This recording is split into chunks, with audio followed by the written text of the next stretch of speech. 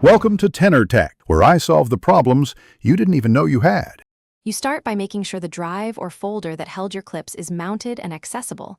Once done, open the Premiere Project panel. You need to visually identify missing items, look for Red Media offline icons.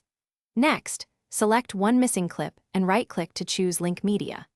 This first action moves you out of guessing and directly into the accurate matching process. It's the single way Premiere expects you to reunite offline assets with their source files. When the Link Media dialog opens, click Locate and navigate to the exact source file.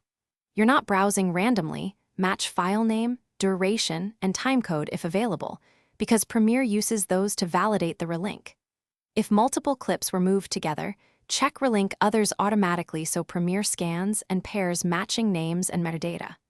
Use Media Browser to verify formats, since mismatches may prevent linking. This combination ensures Premiere, after linking, play a short segment to confirm audio/video sync and check clip waveforms and thumbnails. If Premiere won't locate a file, import the suspected file directly via Media Browser, then right-click the offline clip and relink to that imported item. This workaround forces a correct association. Finally, if things still look wrong, clear media cache or restart Premiere. Sometimes the app holds stale metadata and won't refresh until a cache rebuild or relaunch resolves it.